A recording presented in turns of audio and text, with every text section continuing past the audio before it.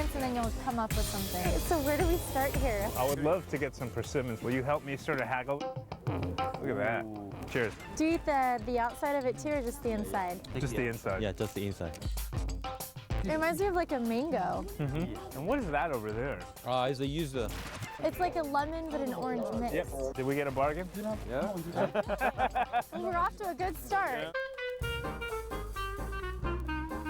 All the fruits, vegetables, herbs, and spices, many of which are available back home in the States, have these two chefs acting like kids in a candy store. Is this some ginger root? Yes. That smells so good. Follow me. Okay. It's one of my key ingredients. What is that? Milk batch root. It's for soup. I take this one. We haven't even covered half of this market yet. And we've gotten a lot of stuff already. I think we lost Ed. I don't know. Don't worry, don't worry. Look at all this fish. So this is all dry, right? The dry fishes is good for the make a broth. How often do you come to this market? Every 5 days. I can buy everything here. Tony is awesome. He knows so much about this market. I think it's going to be a great dinner tonight. Oh, there you are. Where did you go? Korean underwear. Korean underwear. You really went and bought underwear. Feel that, feel that. You gotta be comfortable, man. If you're gonna cook, you gotta be comfortable. Just a quick drive back to Seoul, and we arrive at Tony's restaurant, 24 Seasons. We unload our goods, suit up, and get to work.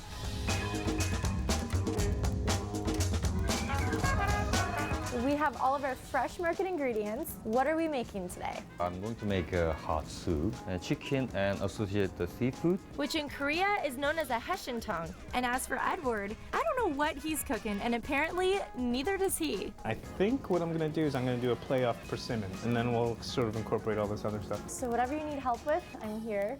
So we're gonna put rice. Yes, inside the chicken.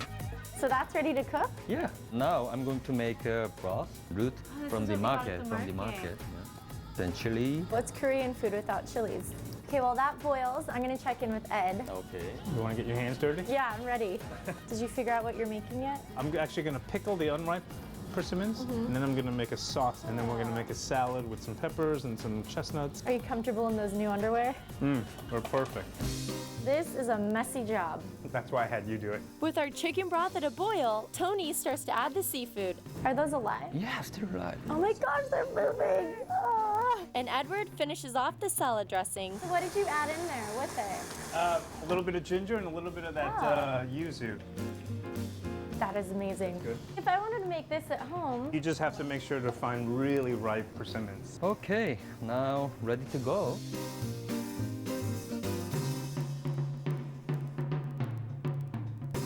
we got our stew, we got our salad, and now it's time to eat. Let's do it. Let's do it. Do it.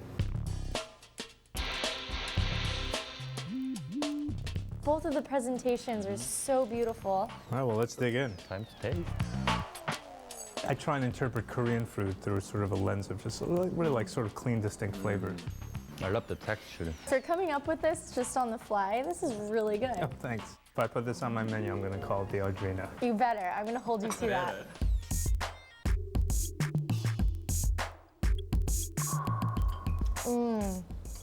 That is delicious. I didn't know what to expect with this because you had chicken and seafood.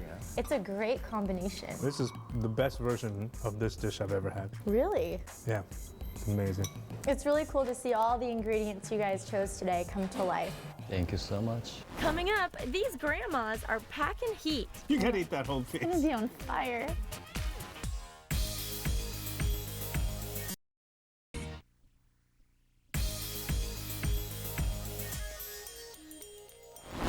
You cannot come to Korea and not eat kimchi. It's the national dish. And even if you haven't specifically ordered it, chances are it's probably gonna end up on your plate. So today, Chef Edward Lee and I are making this fermented staple. Located in the northeast corner of the country in Gosong, flanked by mountains on one side and ocean on the other, Wonggok Village is perfectly situated to grow the main ingredient in kimchi. These cabbages are massive. We're in luck because right now is the actual cabbage harvest. Which coincides with Kimjung, the annual Korean tradition of gathering family together to create stockpiles of kimchi for the winter. How do you even know which cabbage to choose? So all of these here actually look pretty terrific. All right, I'm gonna give you a knife. Okay. And we're gonna get into it, all right? Trust me with this? Yeah, I think so. Okay. So what I do is I take the outer leaves and I kind of push it back and gently just kind of Oh, pull it out of the lean ground. it back, yep. cut it right at the base. Look how beautiful that is. That is beautiful. Feel how heavy it is. It's heavy. Now it's your turn. All right. It was kind of cool pulling the cabbage from the earth. I've never done that before, and it doesn't get any fresher than that. All right, you got yours, I got mine. You want to go make some kimchi? Let's do it.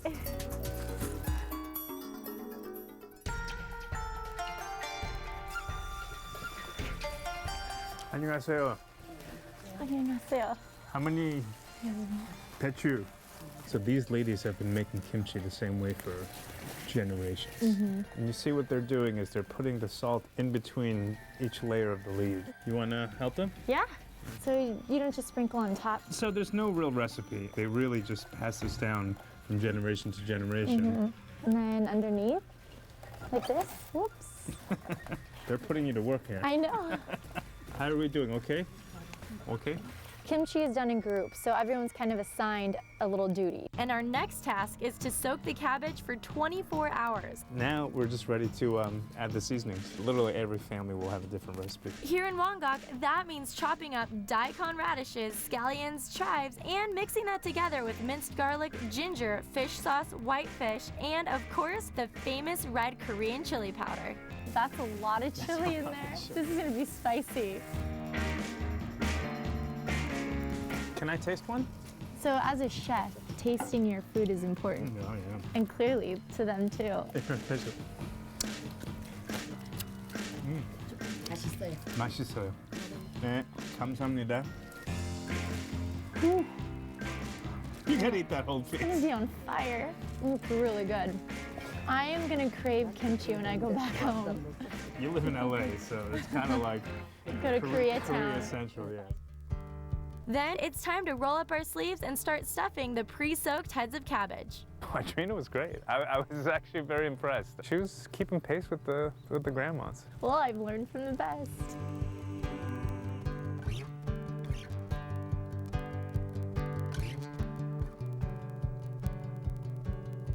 Then, following a time-honored Korean tradition, our kimchi stays in the ground fermenting for a month under the safety of a kimchi a teepee-like structure that protects it from the elements. That is beautiful. Let's go eat. That sounds amazing. And on the menu tonight, boiled pork belly rolled in steamed cabbage leaves, and of course, kimchi. Go ahead and put a little bit of pork and a little With bit the of this. cabbage? Yeah. Wow, the pork goes so well with it. How often do you eat like this? 일주일에 한 번씩. Oh, once a week. Oh, really? Yeah. That's a good life. Yeah. All right, she's making one now. It's important to eat it all in one bite. All in one bite? Yeah. Okay. How is it?